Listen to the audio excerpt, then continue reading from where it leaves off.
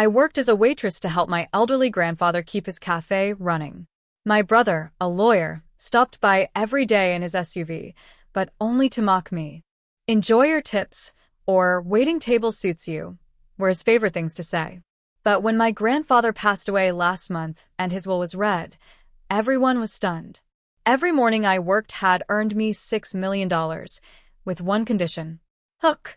1 to 2 sentences, emotionally powerful. Can you imagine your own brother, your own flesh and blood, looking you dead in the eye and tossing 50 cents at you like you're some street performer? Like you're nothing? And the worst part? I just smiled, swallowed the bitter lump in my throat, and said, "Thank you." Because that's what I'd been trained to do my entire life. Be the good little doormat.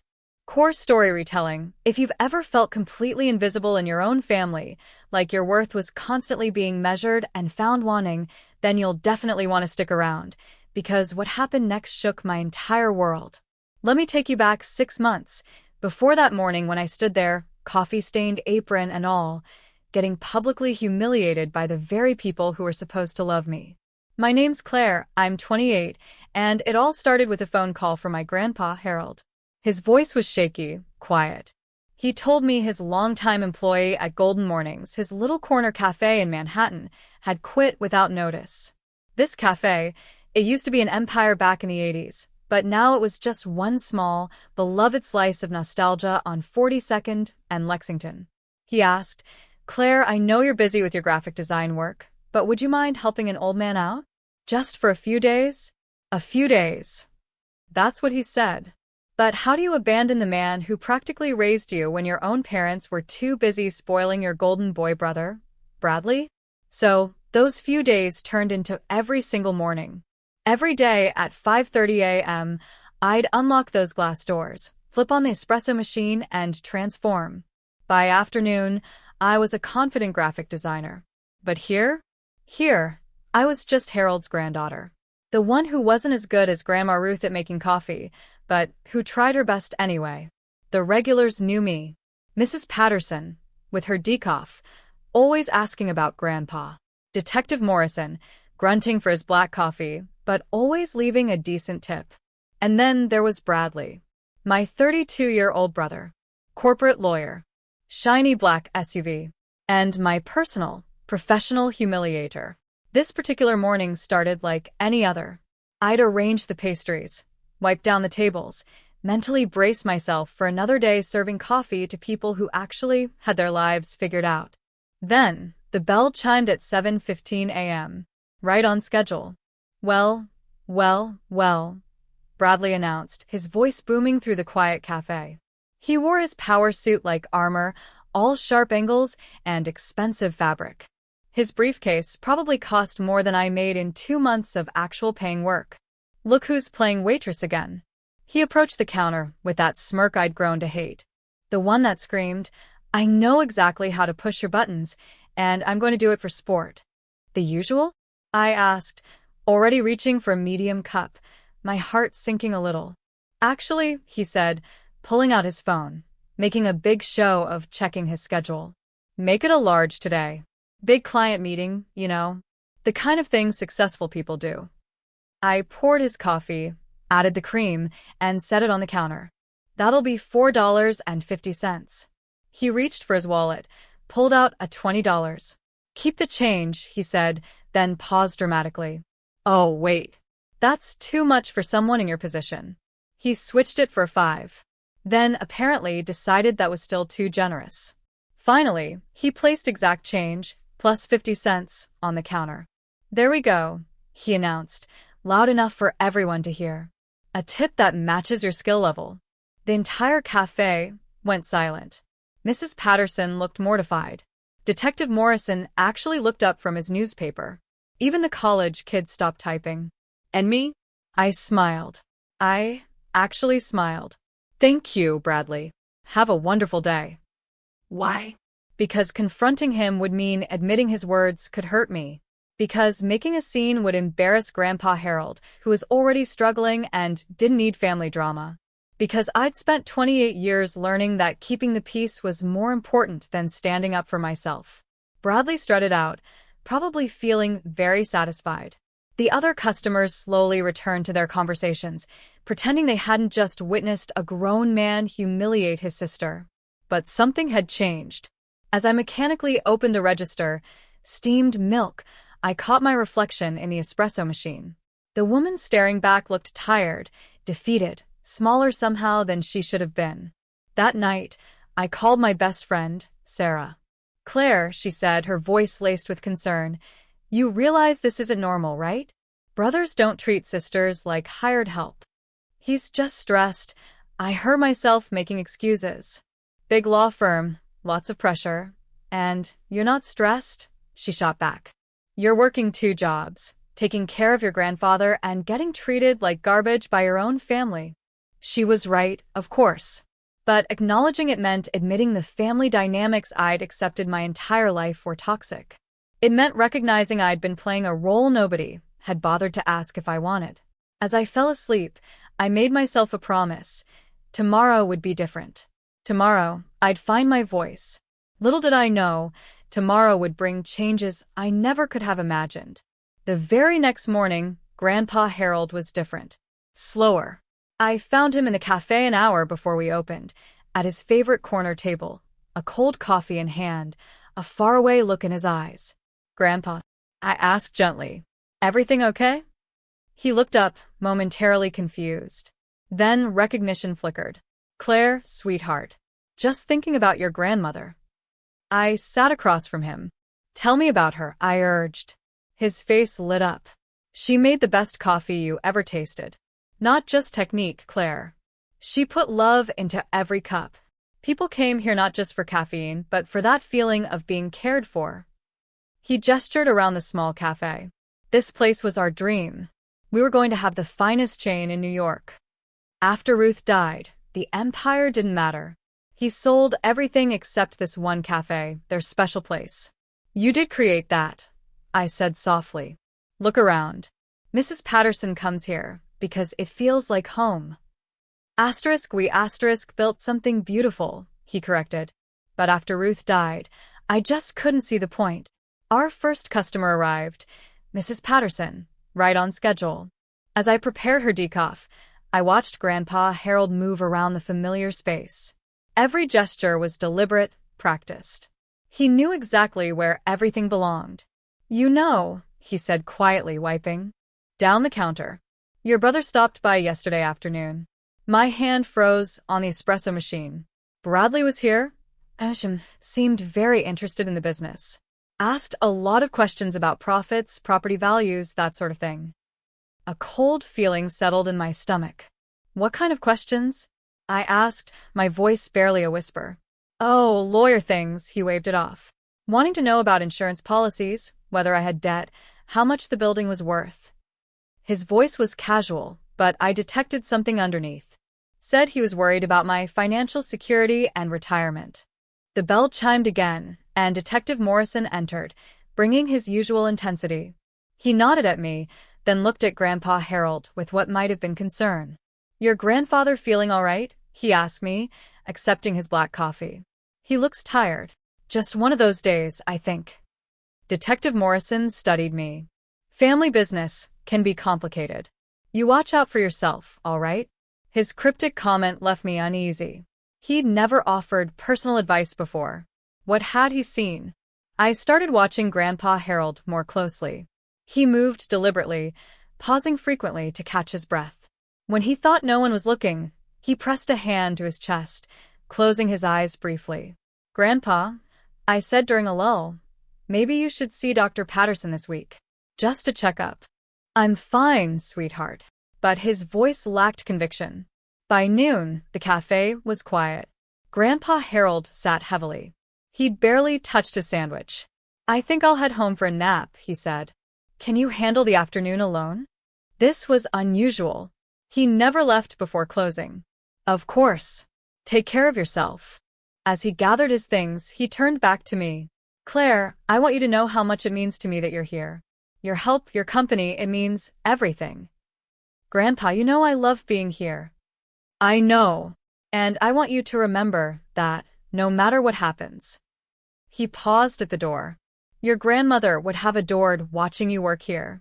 You have her heart for taking care of people. After he left, the cafe felt eerily quiet. The conversation about Bradley's visit kept replaying in my mind. Since when did my brother care about Grandpa Harold's finances? My phone buzzed with a text from Bradley. Asterisk, need to talk. Family dinner Sunday. Important family business to discuss. Asterisk, family dinner? We hadn't had one in months. Another text arrived. Asterisk, bring mom's lasagna recipe. The one Grandpa likes. Asterisk, my stomach twisted with anxiety. What was Bradley planning? Sunday dinner at my parents' house felt like walking into an ambush. Mom had the good china out. Dad sat at the head of the table with his uncomfortable, serious conversation face. Bradley lounged in his chair like he owned the place. Claire, darling, Mom said, taking the lasagna. You look tired. Are you sleeping enough? Translation. You look terrible, and we're going to pretend it's concern, not judgment. I'm fine, Mom. Just busy with work. I sat across from Bradley, who was scrolling through his phone like this was an inconvenience. Speaking of work, Bradley said, without looking up. How's the coffee shop thing going? It's going well. Grandpa Harold seems to enjoy the company. Bradley finally put down his phone, fixing me with that calculating look. And he's paying you for this daily help, right? The question hung in the air like a loaded weapon. It's not about money, Bradley. He's family. Family who owns valuable real estate in Manhattan, Bradley countered smoothly. Property that's going to need proper management as he gets older. Dad cleared his throat. That's actually what we wanted to discuss, Claire. Your grandfather's future care. Mom came back, serving lasagna with sharp, efficient movements. We're worried about him living alone at his age. And this business of running a cafe every day, it's too much for an 82-year-old man. He loves that cafe. I protested. It's where he and Grandma Ruth were happiest. Yes, we know the story. Bradley waved dismissively. But sentiment doesn't pay for medical bills or assisted living facilities. The conversation was moving in a direction that made my skin crawl. What exactly are you suggesting? Bradley leaned forward, suddenly animated. I've done some research. That corner property is worth at least $2 million, maybe more. With the right development, Grandpa could sell the building, retire comfortably, and move somewhere more appropriate for his age and health needs. Somewhere more appropriate? I set down my fork with a clatter. That cafe is his home, his history, his connection to Grandma Ruth. Claire, Dad said in his patient, condescending tone. We understand you're attached to the romantic idea of it all, but we have to be practical. Harold isn't getting any younger, and the cafe isn't exactly profitable. How would you know whether it's profitable? I snapped. When's the last time any of you actually visited him there? The silence that followed was answer enough. That's not the point. Mom said defensively. The point is that your grandfather needs family looking out for his best interests. I am looking out for his best interests, I replied, my voice rising. I'm there every day. I see how much that place means to him. Bradley pulled out a folder I hadn't noticed. Actually, I've been doing some research into his financial situation. Did you know he's been declining rental offers for years? The building could generate serious income if it was properly managed. Rental offers? My voice came out higher than intended. Commercial tenants willing to pay triple what that little coffee shop brings in. Bradley spread papers across the table, like he was presenting evidence in court. Grandpa Harold is sitting on a gold mine and refusing to capitalize on it. I stared at the documents, my mind reeling. Have you discussed any of this with him? Not directly, Dad admitted. We thought it would be better coming from you, since you spend so much time with him. The trap was becoming clear. They wanted me to be their messenger. To convince Grandpa Harold to give up everything he loved because it made financial sense to them. No, I said quietly. No, what? Bradley asked, his voice sharp. No. I won't help you manipulate him into selling his cafe. Bradley's expression hardened. Manipulate? Claire, we're talking about ensuring he has proper care as he ages. Would you rather he end up in some state-funded nursing home because he was too stubborn to make smart financial decisions? I'd rather he spent his remaining years surrounded by the things and places he loves, with family who respect his choices. That's very noble, Mom said sharply. But nobility doesn't pay for round-the-clock medical care when he needs it. The dinner continued with increasing tension. Bradley presented more financial projections, property assessments, retirement community brochures. My parents nodded along, making supportive comments about difficult but necessary decisions. I picked at my lasagna, my stomach churning. When had my family become a panel of financial advisors, plotting to dismantle an old man's happiness for profit? The bottom line, Bradley said as Mom served dessert, is that Grandpa needs family who will make tough decisions for him when he can't make them himself. He's perfectly capable of making his own decisions. I protested. Is he, though? Bradley's voice took on that cross-examination tone. You said yourself he's been having health issues, memory problems, difficulty managing the business.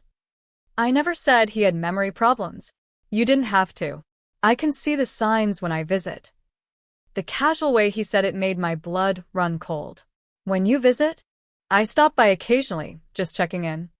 Bradley's smile was predatory. It's important to document these things properly. In that moment, I understood. This wasn't about Grandpa Harold's welfare. This was about inheritance. This was about positioning themselves as the responsible family members who try to help an elderly man make sound financial decisions. And somehow, I'd become the obstacle they needed to overcome. Have you ever realized mid-conversation that your own family was planning something that would devastate someone you love? The feeling is like ice water in your veins, especially when you realize they expect you to help them do it. Tuesday morning, Grandpa Harold didn't show up at the cafe. By 6:30 a.m., I was genuinely worried. He'd never missed a morning without calling. His phone went straight to voicemail.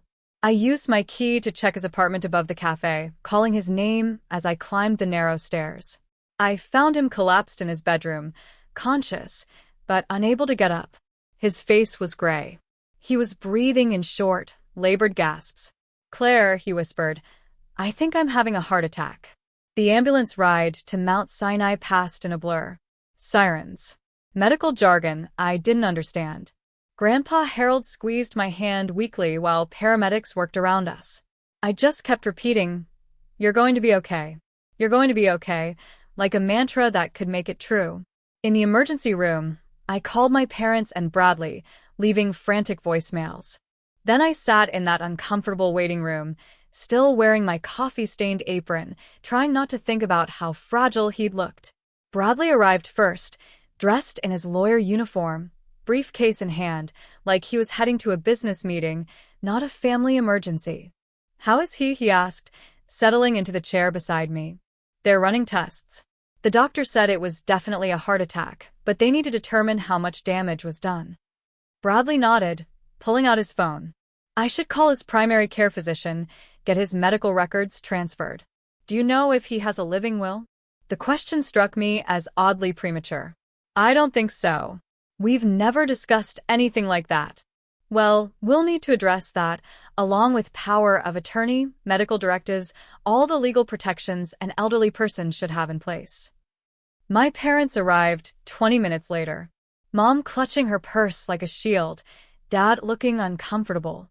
We sat in that awful waiting room, making stilted conversation, pretending we weren't all thinking about mortality. Dr. Rodriguez emerged after what felt like hours. She was young, competent, with kind eyes that had probably delivered both good and bad news countless times. "Mr. Morrison is stable," she began, and I felt my shoulders finally relax. "He did suffer a moderate heart attack. We've got him on medication to improve blood flow and prevent further complications."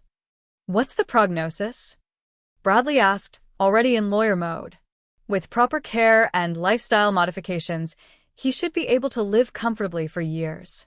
However, this was a warning.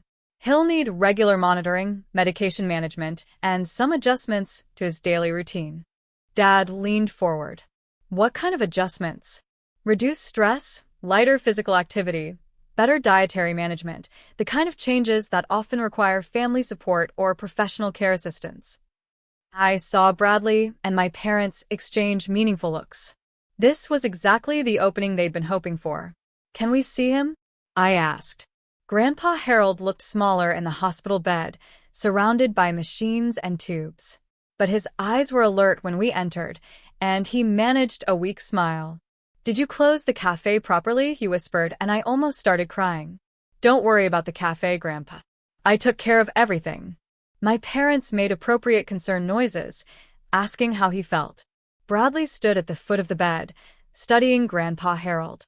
"Harold," Dad said carefully, "the doctor mentioned you'll need some lifestyle changes. We want to help however we can."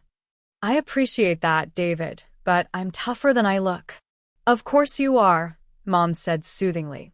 "But maybe this is a good time to think about making things easier on yourself.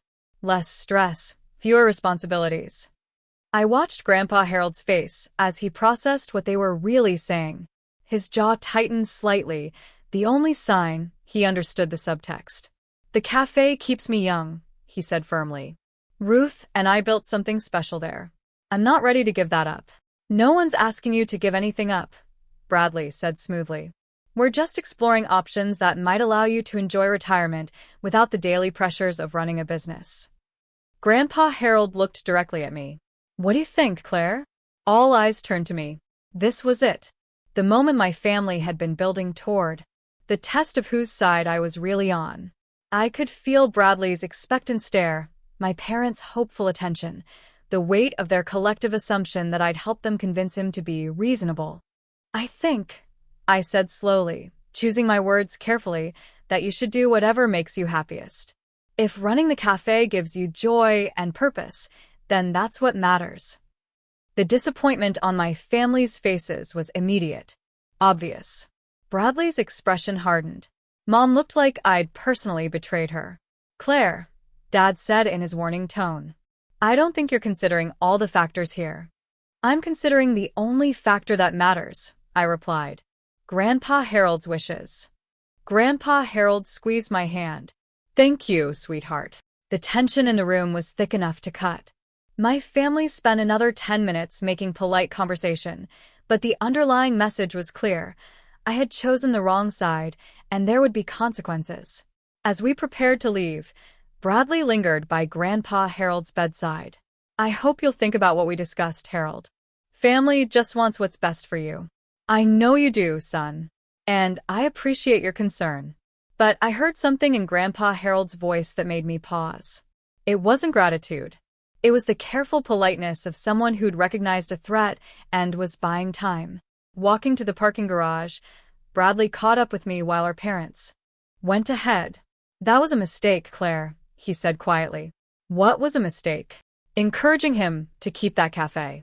You're enabling a fantasy that could end up hurting him." "I'm supporting his right to make his own decisions." Bradley stopped walking. "His own decisions? Claire, he just had a heart attack. He can barely manage his medication, let alone run a business.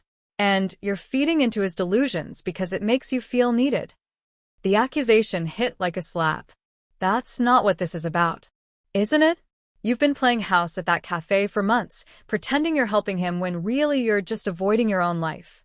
Now you're so invested in this little fantasy that you can't see what's best for him. And what's best for him is selling everything he loves so you can get your hands on the inheritance." Bradley's face went cold. "Careful, Claire. You're starting to sound paranoid." But the look in his eyes told me everything. This wasn't paranoia. This was strategy. And somehow, I just made myself an enemy. Grandpa Harold came home from the hospital 3 days later. A pharmacy's worth of medications. A list of restrictions. He was supposed to avoid stress, limit physical activity. But what he actually did was unlock golden mornings at 5:03 a.m. sharp and start brewing coffee like nothing had happened. "Grandpa," I protested, finding him behind the counter, adjusting the espresso machine. "You're supposed to be taking it easy." "This is taking it easy," he replied with a stubbornness I'd clearly inherited. "I'm sitting down more, see?" He gestured to the stool he'd placed behind the register. Doctor's orders followed. The compromise we reached was that I'd handle all the physical tasks, lifting, bending, while he supervised and handled the register. It wasn't ideal, but it kept him engaged in the work he loved. What I didn't expect was how this new arrangement would affect our morning conversations. Claire, he said during a quiet moment between customers, I've been thinking about what your family said at the hospital. My stomach tightened. What about it? They're not wrong about the practical concerns. This place is a lot of work, and I'm not getting any younger. He paused, studying my face. But there are things they don't understand about this building, about what your grandmother and I built here. What do you mean? Grandpa Harold glanced around the cafe, making sure we were alone. Then he pulled a manila envelope from under the register. Your grandmother was brilliant with money, Claire. Much better than anyone gave her credit for. While I was focused on making great coffee, she was making great investments. He opened the envelope and showed me documents I'd never seen before: property deeds, investment statements, bank records dating back decades. The Golden Mornings franchise wasn't just profitable. It was extraordinarily profitable. When we sold the other locations, Ruth insisted we keep the proceeds in long-term investments rather than spending them. She said we were building something for the future. I stared at the numbers. Grandpa, these amounts are much larger than anyone realizes, he finished, including your family. The implications were staggering. If these documents were accurate, Grandpa Harold wasn't the struggling retiree my family imagined. He was quietly wealthy, sitting on investments worth millions, living modestly, and pouring his heart into this small cafe. Why haven't you told anyone? I asked. Because money changes people, Claire. Look at how your family is acting based on what they think I'm worth. Imagine how they'd behave if they knew the truth. A chill ran down my spine. What do you mean? Your brother has been asking very specific questions about my finances. Your parents keep bringing up elder care facilities and suggesting I need professional money management. They think I'm a confused old man who needs protection from his own poor decisions. I thought about Bradley's visits, his pointed questions. They think you need a guardian. Exactly. And guardianship laws are written to protect people, but they can also be manipulated by family members who think they know better. Grandpa Harold's voice was grim. I've seen it happen to friends. Adult children convince courts that their elderly parents are incompetent, then take control of their assets for their own protection. The coffee shop suddenly felt smaller, more vulnerable. What are you going to do? I'm going to make sure my wishes are protected, no matter what happens to me. He returned the documents to the envelope. And I'm going to trust the one person in this family who's never asked me for anything. Before I could respond, the bell chimed. Detective Morrison. But instead of his typical grunt greeting, he approached the counter with purpose. Harold, he said. Good to see you back on your feet. How are you feeling? Better every day. Thanks for asking. Detective Morrison glanced at me, then back at Grandpa Harold. Mind if I have a word? Privately. They moved to the far corner table, speaking in voices too low for me to hear. I tried to focus on cleaning the espresso machine, but their body language was serious, urgent.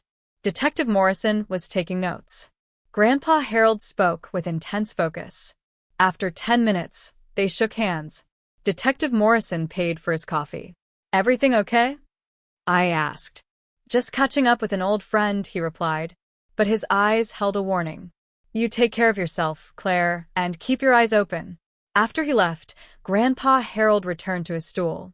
He looked tired, but determined. What was that about? I asked.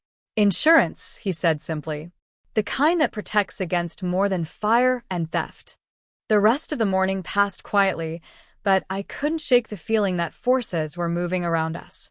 During the lunch lull, Grandpa Harold pulled out a business card and handed it to me.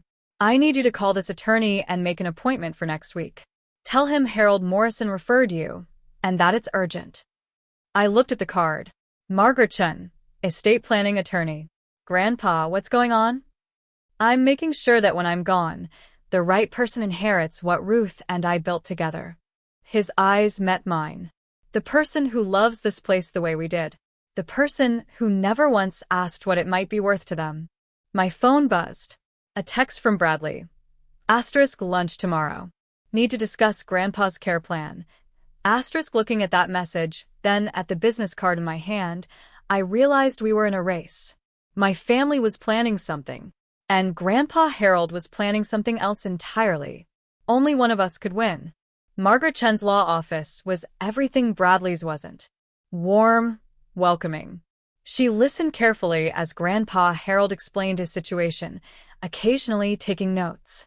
So, you want to ensure your estate goes to your granddaughter, despite potential challenges from other family members?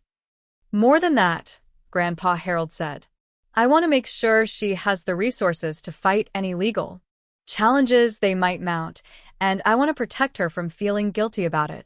Margaret Chen looked at me. Claire, do you understand what your grandfather is considering? I glanced at Grandpa Harold. I think so, but I need to know. Is my family really planning to challenge his wishes? Based on their behavior and questions, Grandpa Harold said sadly. I believe they are. They've already started building a case that I'm not competent to make financial decisions. Margaret Chen nodded. Unfortunately, this is more common than people realize. Adult children sometimes convince themselves they're protecting elderly parents when they're actually pursuing their own interests.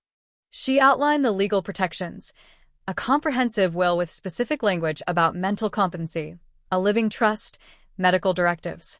Most importantly, detailed documentation of his current mental state and decision-making capacity. I'll need witnesses who can testify to your competence, she explained. People who interact with you regularly and can speak to your mental clarity. Detective Morrison has been documenting our conversations, Grandpa Harold said. He's seen how Bradley and my son-in-law behave when they visit the cafe. Margaret Chen made a note.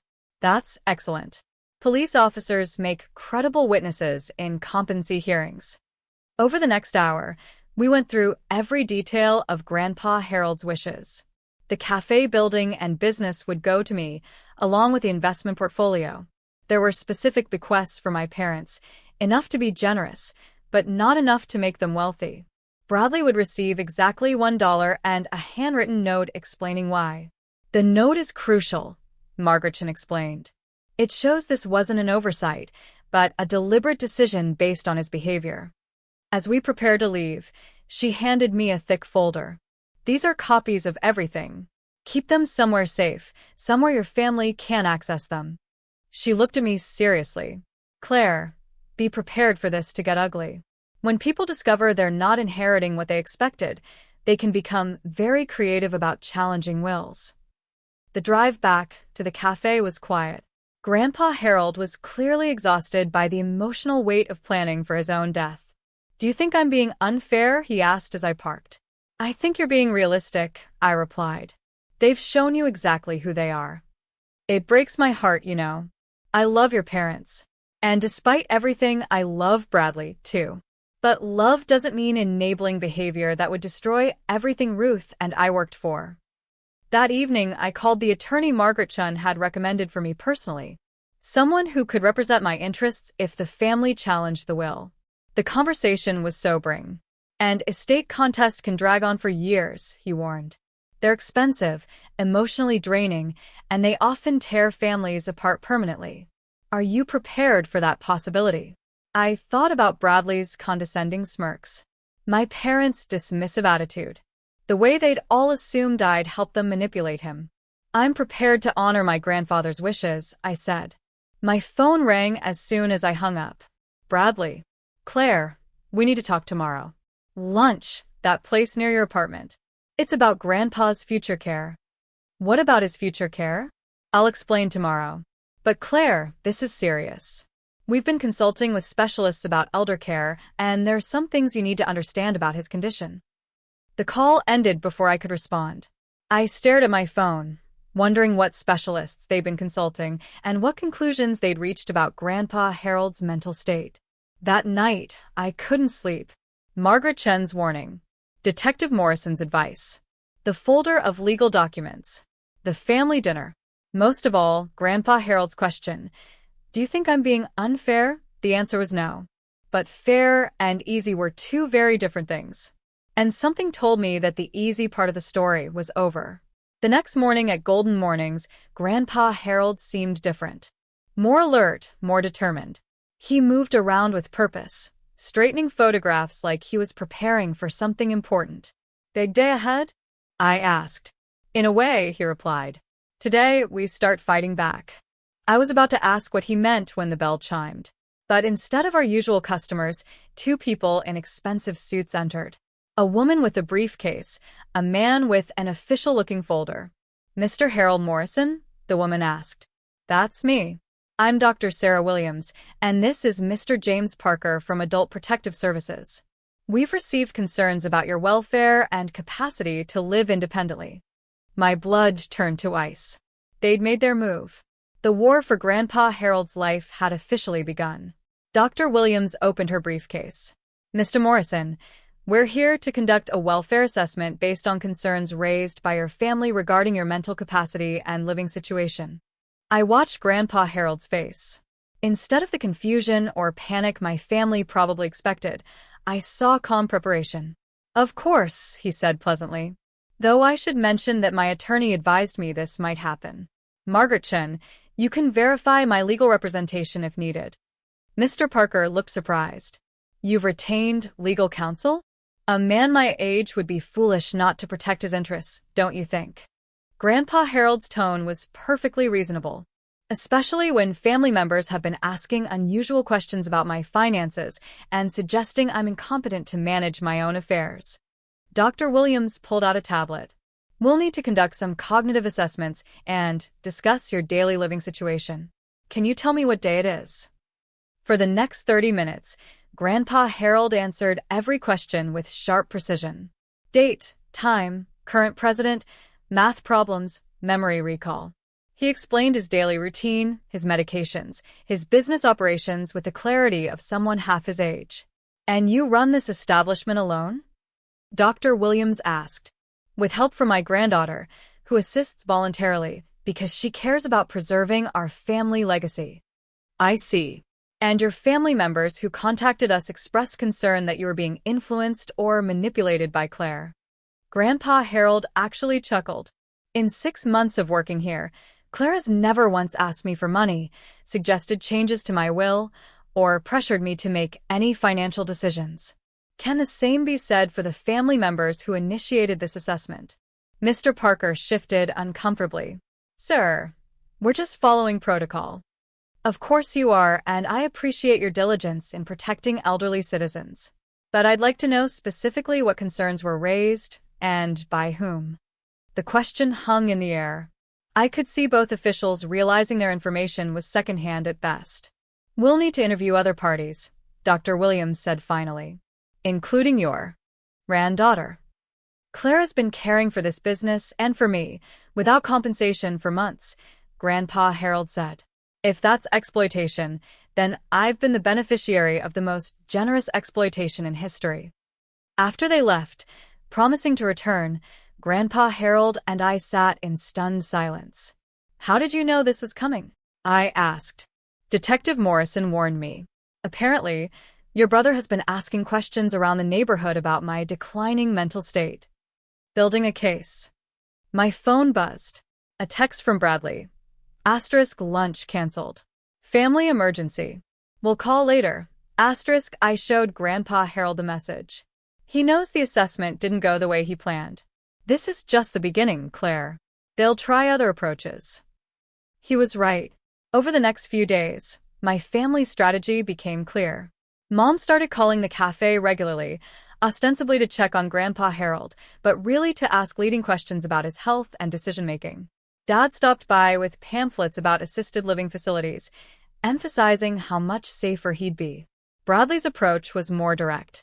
He arrived Thursday afternoon with a briefcase full of documents.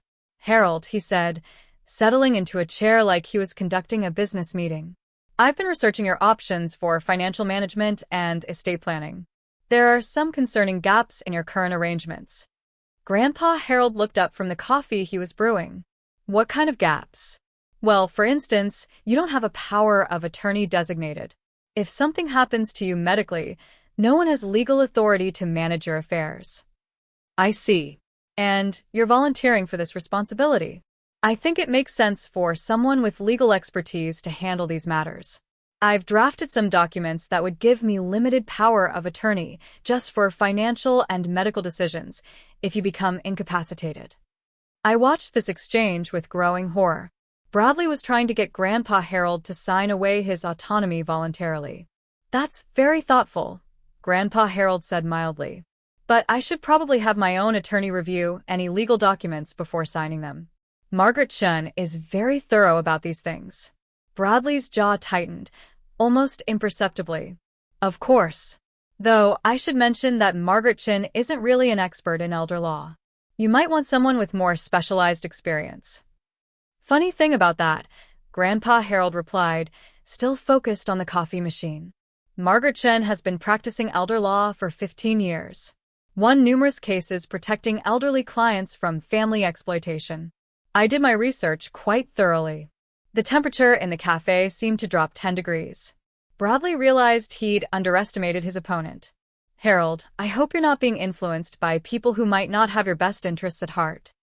You mean like family members who want me to sign legal documents giving them control over my assets? Grandpa Harold turned around, and his expression was no longer mild. Bradley, I've known you since you were 5 years old. I watched you grow up, supported your education, celebrated your successes. But what you're trying to do now isn't love. It's greed. Bradley stood up, his face flushed. That's not fair. We're worried about you. No, you're worried about inheritance. There's a difference.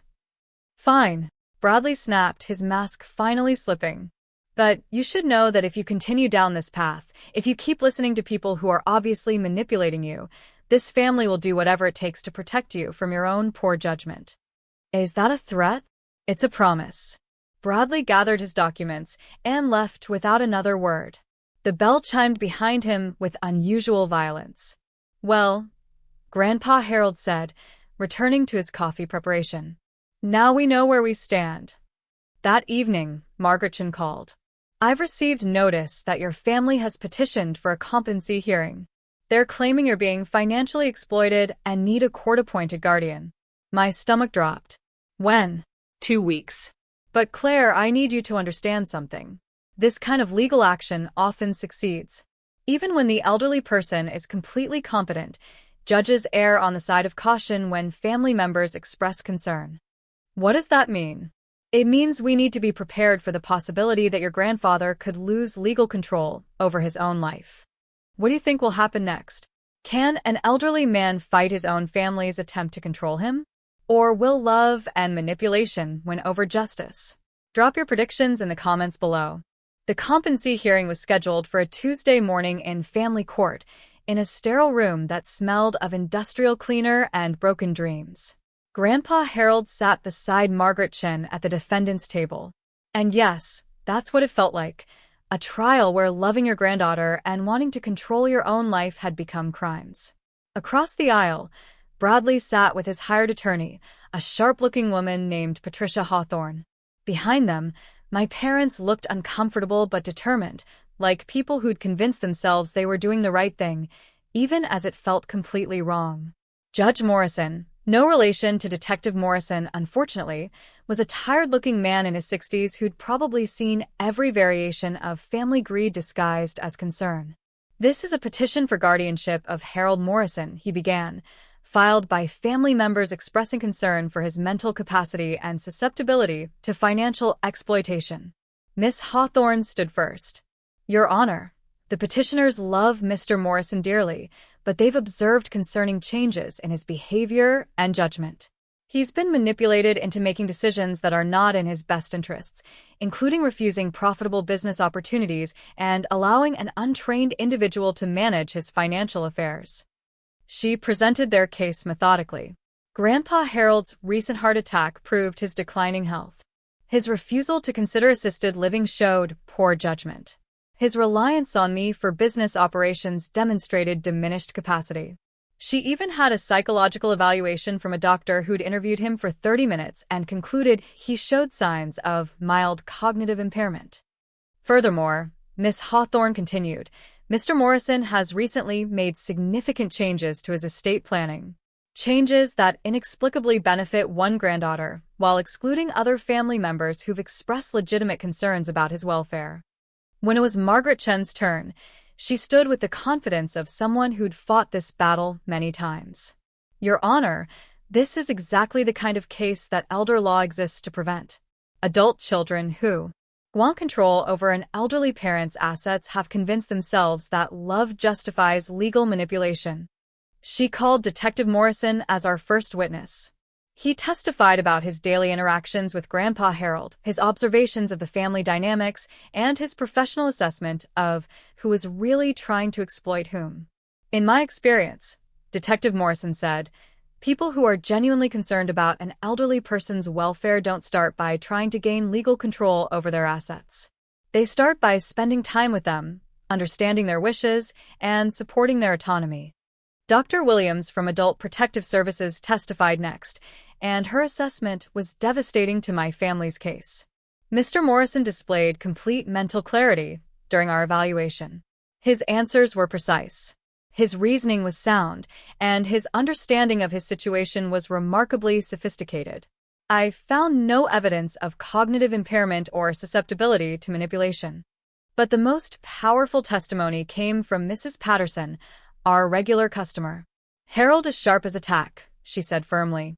He remembers my coffee order, asks about my grandchildren by name, and gives the most sensible advice about everything from finances to relationships. Meanwhile, his son and grandson treat him like he's a confused old man who can't tie his own shoes. It's shameful. When Grandpa Harold took the stand, he was magnificent. Your Honor, he said, I've been managing my own affairs for 82 years. I built a successful business, raised a family, and accumulated assets through careful planning and hard work. The only thing that's changed is that some family members have realized I might leave my money to someone who actually loves me, rather than someone who sees me as a retirement plan. He gestured toward Bradley and my parents. They call it love, but love doesn't involve deceiving social services or hiring attorneys to strip away my legal rights. Love respects a person's wishes, even when those wishes are financially inconvenient. Judge Morrison leaned forward. Mr. Morrison, can you explain your reasoning behind your recent estate planning decisions? Certainly. My granddaughter Claire has spent 6 months caring for me and my business without asking for anything in return. She's shown up every morning, helped with tasks I can no longer manage easily, and treated my life's work with respect and love. Meanwhile, other family members have spent the same 6 months trying to convince me I'm incompetent so they can sell my café and put me in a nursing home. Miss Hawthorne tried to shake his testimony during cross-examination, but Grandpa Harold was unflappable. He answered every question clearly, demonstrated perfect recall of financial details, and calmly explained his reasoning. Mr. Morrison, she said finally, don't you think it's concerning that you're leaving the majority of your estate to someone who works for you every day? Doesn't that relationship create a conflict of interest? Miss Hawthorne, Grandpa Harold replied, Claire doesn't work for me. She works with me, by choice, without compensation, because she loves what we've built together. If that creates a conflict of interest, then every parent who leaves money to a caring child is engaging in financial impropriety. The judge called a recess. We waited in the hallway. Bradley paced, occasionally conferring with his attorney in heated whispers. My parents sat stiffly, looking like they were beginning to realize they'd made a terrible mistake. How do you think it went? I asked Margaretchen. Better than expected, she replied. Judge Morrison seemed skeptical of their claims from the beginning, but you never know how these things will turn out. When we returned to the courtroom, Judge Morrison's expression was stern. After reviewing all testimony and evidence, this court finds no basis for the appointment of a guardian for Harold Morrison.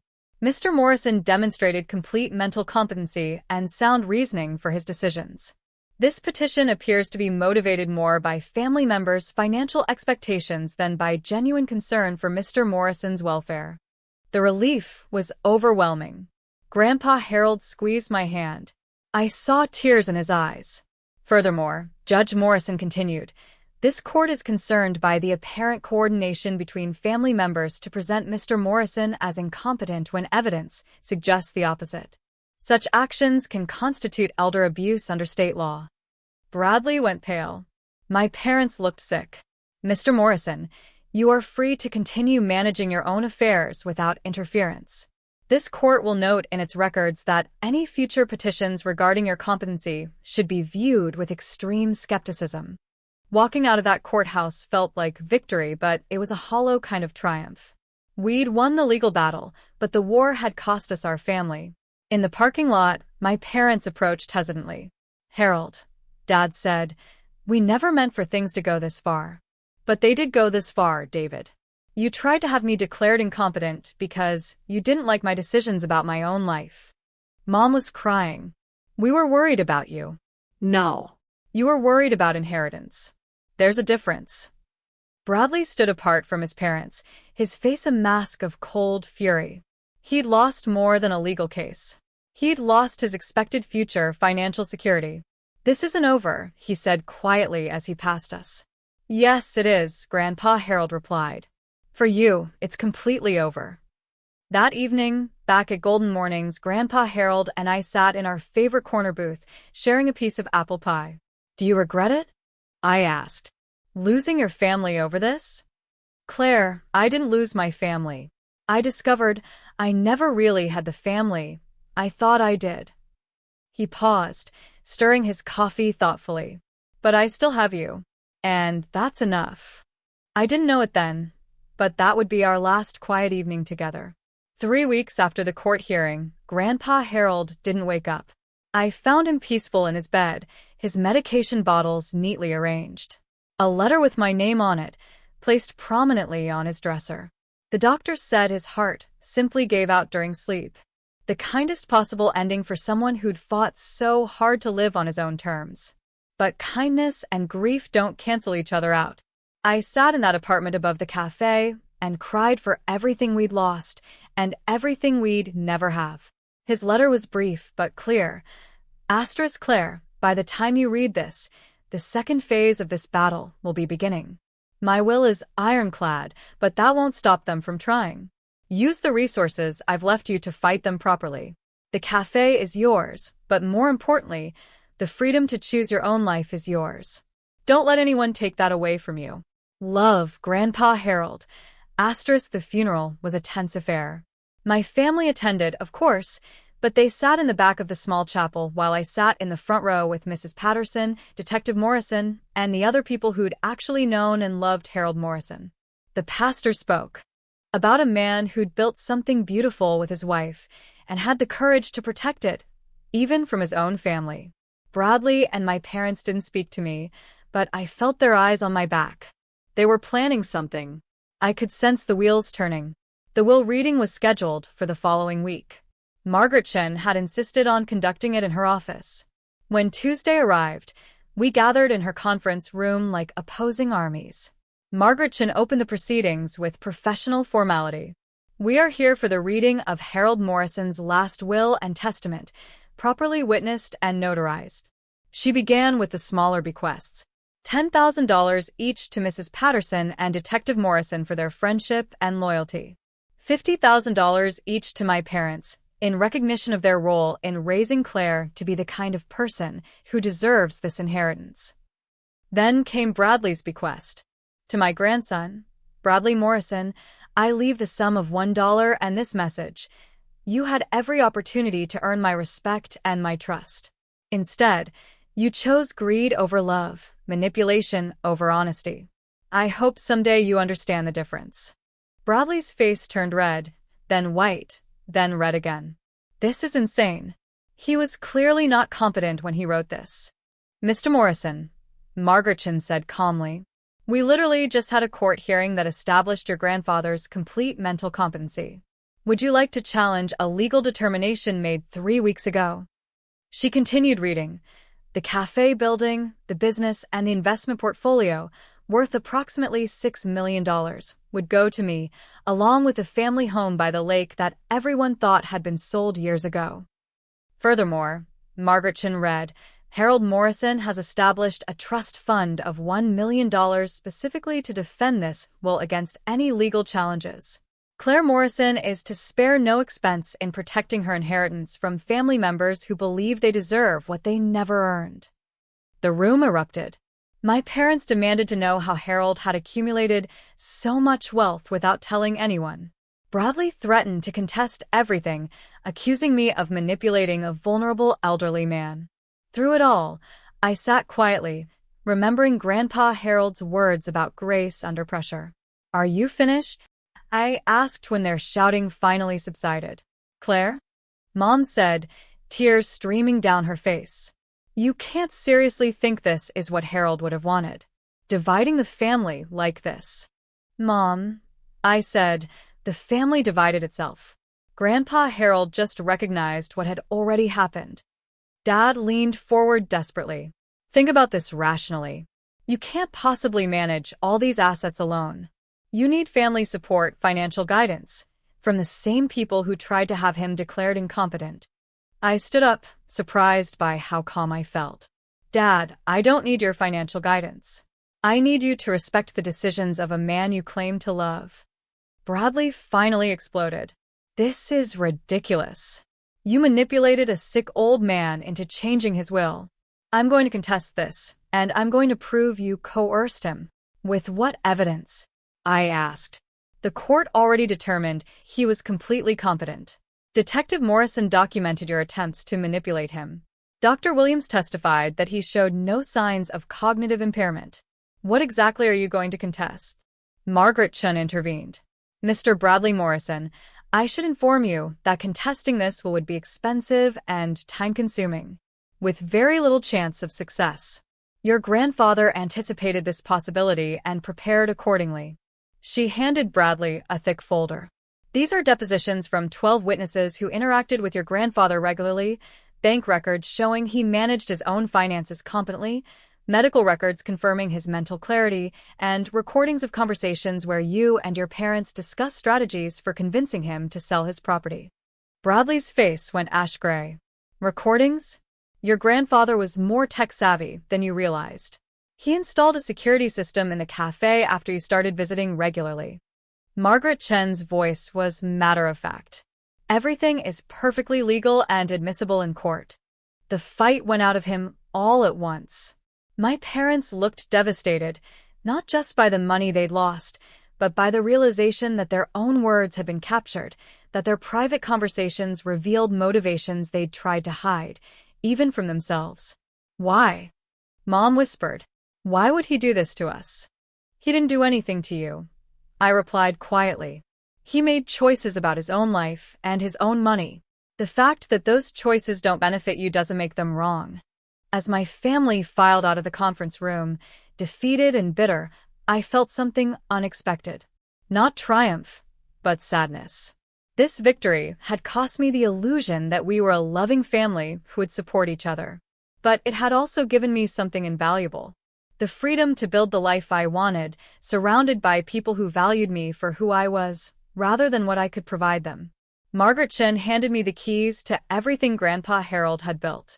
"What will you do first?" I thought about the plans I'd secretly been making, the dreams I'd been afraid to voice while my family treated me like their personal servant. "I'm going to build something beautiful," I said. "Something that would make both my grandparents proud." And for the first time in my life, I had the resources to make that happen. 6 months after inheriting Grandpa Harold's empire, I'd learned that having money doesn't automatically solve problems. It just creates better quality problems to solve. Like discovering that the small corner cafe actually came with commercial real estate worth $4 million. Or realizing that the investment portfolio included shares in companies I'd never heard of, but apparently owned significant pieces of. The biggest surprise came when I explored the lake house everyone thought had been sold. It wasn't just a house. It was a compound. Grandpa Harold and Grandma Ruth had quietly assembled 23 acres of lakefront property, complete with the original farmhouse, a guest cottage, and enough land for the expansion plans I found in Ruth's careful handwriting. She wanted to create a retreat center, Margaret Chen explained, showing me the detailed business plans Ruth had drawn up in the 1980s. A place where families could reconnect, where people could learn traditional skills. She had very specific ideas about community building. Reading through Grandma Ruth's notes felt like receiving messages from beyond the grave. She'd envisioned exactly what I was planning to do with the Golden Mornings brand: create spaces where people felt valued, supported, and genuinely cared for. The modernized cafe had reopened 3 months ago, and the changes were dramatic. I'd kept everything that made it special. The corner where they had their first date, the mismatched chairs that felt like home, the warmth that made strangers into regulars. But I'd also added professional-grade equipment, expanded the menu to include Ruth's original recipes, and created an atmosphere that felt both nostalgic and fresh. The Instagram account I'd started as an experiment now had 40,000 followers who came for the coffee but stayed for the stories. I shared Grandpa Harold's wisdom, Ruth's recipes, and the daily adventures of rebuilding something beautiful. The response was overwhelming. People wanted what we were offering, that sense of belonging in an increasingly disconnected world. But the most satisfying change was the most subtle. Instead of hiding behind the counter, feeling ashamed of my work, I moved through the cafe with confidence. I knew every customer's name, their favorite orders, their family situations. I'd hired 2 part-time employees who understood that this wasn't just a job, but a mission to create genuine community. Claire, Sarah Martinez, my new assistant manager, approached with the kind of expression that meant either very good news or very bad news. "There's someone here to see you. Says he's your brother." Through the front windows, I could see Bradley pacing on the sidewalk. He'd lost weight. His usually perfect appearance was slightly disheveled. The expensive suit was still there, but it hung differently, like it belonged to someone who'd lost more than money. "Send him in," I said. Bradley entered Golden Mornings, looking like a man visiting a foreign country where he didn't speak the language. He glanced around at the bustling cafe, the laughing customers, the obvious prosperity, with an expression I couldn't quite read. "Claire," he said, approaching the counter. "You look successful." "I am successful," I replied evenly. "What can I do for you, Bradley?" He shifted uncomfortably. "I was hoping we could talk privately." I gestured toward the corner booth where Grandpa Harold and I used to share our evening conversations. Bradley slid into the seat across from me, and for a moment, he looked like the older brother who'd once helped me with homework and taught me to ride a bike. "I made mistakes," he said without preamble. "Big ones. And I've had 6 months to think about them." "Go on." "The law firm let me go." Apparently, trying to manipulate elderly relatives into signing over financial control doesn't reflect well on one's professional ethics. His laugh was bitter. "Who knew?" I waited for the rest of it. "Lisa left me, too. Took half of everything in the divorce and made it clear that she couldn't respect someone who'd stooped to trying to steal from his own grandfather." Bradley ran his hands through his hair. "She was right about all of it. What do you want from me, Bradley?" "I don't know," he said honestly. "Forgiveness, maybe? A chance to be part of your life again?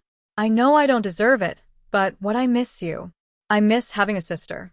I miss being part of a family that isn't completely dysfunctional." He looked around the cafe again. "You built something amazing here, Claire. Grandpa Harold would be so proud." The admission caught me off guard. For 6 months, I'd imagined this confrontation as either hostile or manipulative. I hadn't expected raw honesty. "You tried to have our grandfather declared incompetent," I said quietly. "You conspired with our parents to manipulate him into giving up everything he loved. You treated me like hired help for years and then acted shocked when he left me his money instead of you." "I know all of that is true, and all of it was wrong." Bradley's voice was steady. "I can't undo any of it, but I can acknowledge it and try to be different going forward." "Why should I believe that you've changed?" "Because losing everything teaches you what actually matters. I had money, status, a successful career, and a beautiful wife. But none of it was built on anything real. When it all fell apart, I realized I'd been chasing the wrong things my entire life." He paused, watching a young couple sharing a piece of pie. "What you have here, what Grandpa Harold had with Grandma Ruth, what you're building, this is real. This matters. I was too stupid and greedy to see it before." I studied my brother's face, looking for signs of manipulation or a hidden agenda. But all I saw was exhaustion and genuine regret. "What are you doing now?" I asked. "Working at a small firm in Queens. Personal injury cases, mostly. The pay is terrible, but the work feels more honest than what I was doing before." He smiled ruefully. I'm learning that there's dignity in serving people who actually need help, rather than people who want to exploit their relatives. We sat in silence for a few minutes, watching the cafe operate. Mrs. Patterson waved. Detective Morrison nodded as he left. Sarah handled the register with easy confidence. I don't know if we can go back to being brother and sister, I said finally. Too much has happened. I understand. But maybe we can figure out how to be something new. Something based on who we are now, rather than who we used to be. Bradley's eyes filled with tears. I'd like that. It won't be easy, and it won't be fast. You'll have to prove that you've actually changed. Not just say it. I will, however long it takes. I pulled out my phone and showed him the Instagram account. See this? 40,000 people following the story of Golden Mornings. They're not just customers. They're a community. They come here because they want to be part of something real, something that values people over profit. Bradley scrolled through the posts. This is incredible, Claire. You're helping people. That's the point. Grandpa Harold and Grandma Ruth didn't just build a business. They built a place where people mattered. I'm trying to honor that legacy, while making it my own. How can I be part of that? If you'll let me. I thought about Grandpa Harold's letter. About choosing love over bitterness. Start by visiting Mom and Dad. They're struggling too, and they need someone to help them understand what went wrong. Be the son they need, not the son who wants something from them. Bradley nodded. And then we'll see. Family isn't just about blood, Bradley. It's about choice. Every day we choose whether to support each other or tear each other down. Make better choices, and maybe we can build something worth having. As he prepared to leave, Bradley turned back one more time. For what it's worth, I'm proud of you. Not because of the money or the success, but because you found a way to forgive us, even when we didn't deserve it. I'm not forgiving you for your sake, I replied. I'm doing it for mine. Carrying anger around is exhausting, and I have better things to do with my energy. After he left, I sat in that corner booth and felt something shift inside me. Not forgiveness exactly, but the possibility of it. The beginning of something new. Margaret Chen had been right about family conflicts. They often tear relationships apart permanently. But sometimes, if you're very lucky, and everyone involved is willing to do the hard work of change, they can also create space for something better to grow. I wasn't ready to trust Bradley completely. That would take time. But I was ready to give him the chance to earn that trust. Because that's what family should be. Not people who get your love automatically, but people who work every day to deserve it. 5 years after inheriting a small corner cafe, I stood in the kitchen of the Golden Mornings flagship location, watching my team prepare for our busiest day of the year. It was the 5th anniversary of Grandpa Harold's death, and we'd planned a celebration of his life and legacy that had grown far beyond anything I'd originally imagined. The cafe now anchored a small empire of community-focused businesses. Golden Mornings had 7 locations across 3 boroughs, each one adapted to serve its unique neighborhood while maintaining the warmth and authenticity that had made the original special. We'd also launched a coffee roasting operation, a line of Ruth's original baked goods sold in local grocery stores, and a nonprofit foundation that helped other family businesses resist corporate buyouts.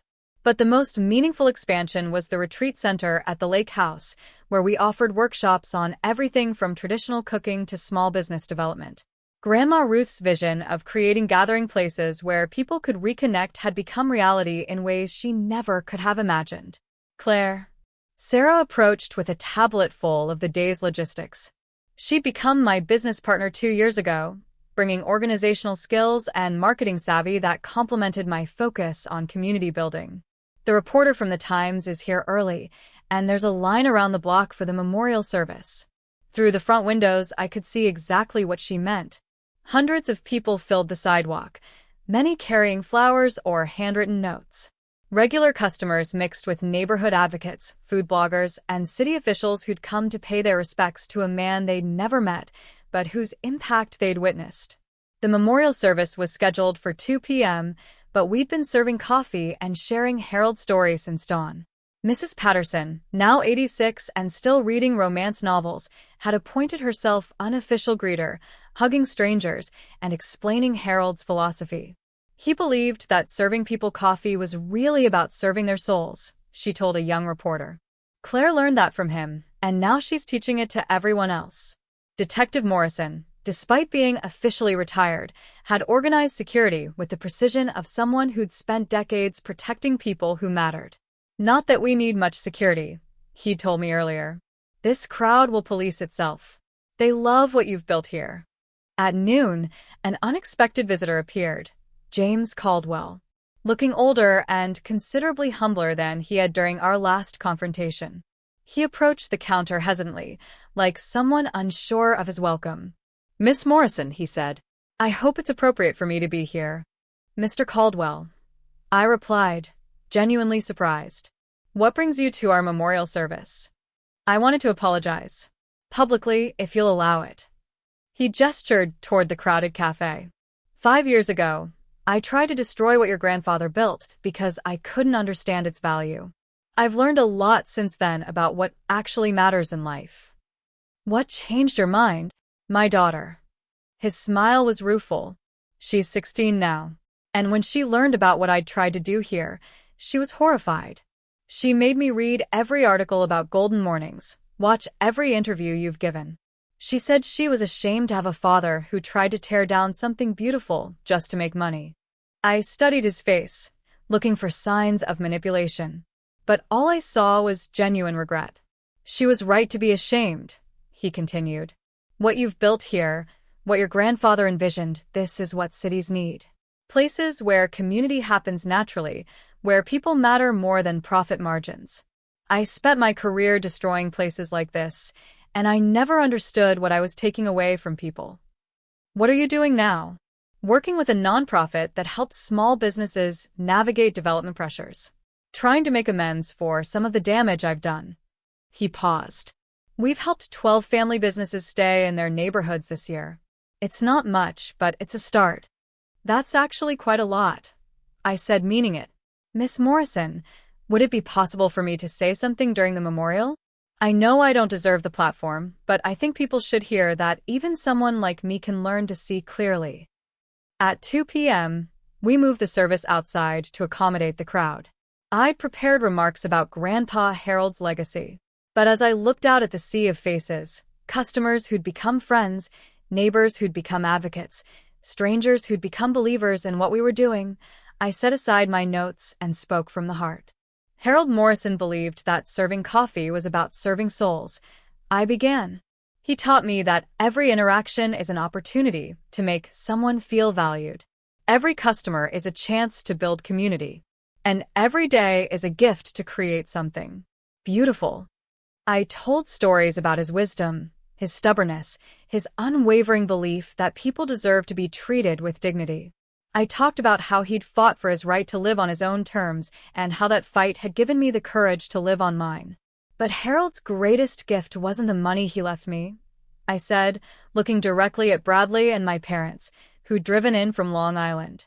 It was the example he set of choosing love over fear, community over profit, and principles over convenience. When James Caldwell took the microphone, a murmur went through the crowd. I'm probably the last person who should be speaking at Harold Morrison's memorial, he began. 5 years ago, I tried to destroy everything he'd built because I couldn't understand its value. I saw property where he saw home. I saw profit potential where he saw community. He spoke honestly about his attempts to pressure me into selling, about the harassment his company had orchestrated, about the arrogance that had made him believe money could solve every problem and buy every dream. Harold Morrison and his granddaughter taught me that some things aren't for sale, he concluded. Not because they don't have value, but because their value can't be measured in dollars. They taught me that the most important question isn't what can I take, but what can I give? I'll spend the rest of my life trying to live up to that lesson. The service continued with music from a local jazz quartet. Customers shared their own Harold stories. As the afternoon wound down, I found myself standing with Bradley in the spot where Grandpa Harold used to watch the world go by. He would have loved this, Bradley said, gesturing at the lingering groups of people. All these people whose lives he touched. He knew, I replied. That's why he fought so hard to protect it. Bradley had indeed changed. He'd rebuilt his career slowly, focusing on legal aid and pro bono cases. He'd remarried a teacher named Maria, who valued kindness over status. And they just had their first child, a daughter named Ruth. I have something for you, he said, pulling an envelope from his jacket. I've been working on this for months. Inside was a legal document establishing the Harold Morrison Foundation for Family Business Preservation, funded by Bradley's contribution of his own savings. I can't undo the mistakes I made, he said. But maybe I can help other families avoid making the same ones. That evening, after the last customer had left, I sat alone in the original Golden Mornings with a coffee brewed exactly the way Grandpa Harold had taught me. The walls were covered with photos from 5 years of community events, customer celebrations, and moments of connection. My phone buzzed with messages from the day. A text from Mrs. Patterson. Harold would be so proud. An email from the Times reporter. Beautiful service. Story will run Sunday. A voice message from Maria. Thank you for helping Bradley become the man he was meant to be. But the message that moved me most was from a customer I barely knew. A young woman who'd been coming in for about 6 months. Thank you for showing me what community looks like. I moved to New York feeling completely alone, but Golden Mornings taught me that family isn't just who you're born to. It's who shows up for you when you need them. That was Grandpa Harold's real legacy, I realized. Not the money or the property, but the understanding that we're all responsible for taking care of each other. That every day we choose whether to build bridges or walls, whether to include or exclude, whether to lift people up or tear them down. I pulled out my phone and opened the Instagram account that now had over 2 million followers. People from London to Tokyo to Sao Paulo shared their own stories of choosing community over convenience, relationships over profit, love over fear. Today we honored Harold Morrison, I typed, but every day we honor his memory by treating each other with dignity, by creating spaces where everyone belongs, and by proving that the most important things in life really aren't for sale. The post would get thousands of responses, as they always did. People sharing their own stories of loss and growth. Families reconciling after years of conflict. Small business owners finding courage to stand up to corporate pressure. But tonight, in the quiet cafe where it all began, I simply sat with my coffee and felt grateful. Grateful for grandparents who'd shown me what love looked like in action. Grateful for customers who'd become family. Grateful for the chance to spend my life doing work that mattered. And grateful for the painful lesson that sometimes the best thing that can happen to you is losing the family you thought you had, so you can build the family you actually need. Outside, New York City hummed with its restless energy. Inside Golden Mornings, all was peaceful. Tomorrow would bring new customers, new challenges, new opportunities to prove that kindness and community could thrive, even in the most competitive places. But tonight, I was exactly where I belonged, surrounded by the legacy of love that Harold and Ruth Morrison had built, and that I'd been privileged to carry forward. If this story resonated with you, make sure to like and subscribe for more tales of family, forgiveness, and finding your own path. And remember, the most valuable inheritance isn't money. It's the wisdom to choose love over fear every single day.